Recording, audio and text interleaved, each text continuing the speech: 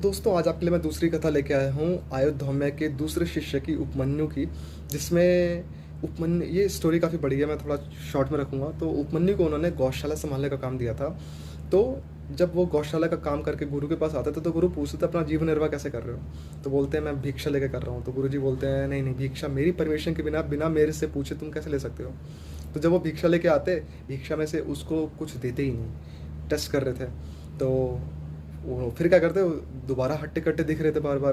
कह रहे यार आप कैसे हट्टा कट्टा दिख रहे हो।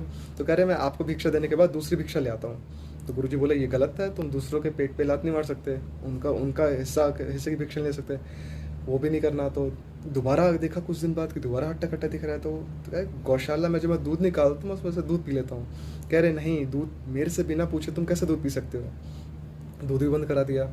उसके बाद बोल रहे यार अभी भी हट्टा कट्टा दिख रहा है कुछ दिन बाद। तो कह रहे कि जो बछड़े जो होते हैं ना, जो दूध पी रहे होते हैं, तो उनका जो फेन गिरता है मैं वो पी लेता हूँ। कह रहे नहीं, वो बछड़े तुम पे दया दिखा रहे हैं इसीलिए तुमको दे देते हैं, वो भी नहीं करना।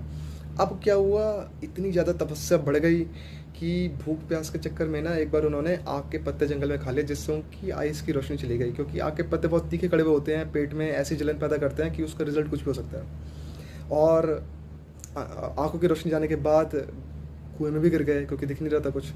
तो गुरुजी शाम तक होते थे बहुत टेंशन में आ गए कि क्या हो गया। ढूंढने आए क्योंकि उनको पता था कि उन्होंने टेस्ट का लेवल का ज़्यादा ही बढ़ा दिया है। तो आए तो देखा कि ये तो आंखों की रोशनी चली गई है, कुएं में है। तो गुरुजी ने उनको अश्विनी कुमार जो कि देवताओं के डॉक्टर हैं, उसका बोला कि मैंने तुमको सिखाया था उसका स्तवन करो। उसका स्तवन करके अश्विनी कुमार आए वहाँ पे, उन्होंने उनको सॉल्यूशन दिया जिससे उनकी आंखों की रोशनी आई। तो काफ़ी सुंदर कथा है गुरु भक्ति के ऊपर। गुरु जी उपन्यु पे इतने खुश हुए कि उन्होंने अगेन सेम जो मैंने लास्ट टाइम को बताया था कि बोला कि सारे वेद ज्ञान शास्त्र का तुम्हारे हृदय में स्फुरित हो जाएगा। दैट्स अ पावर ऑफ गुरु भक्ति। Thank you.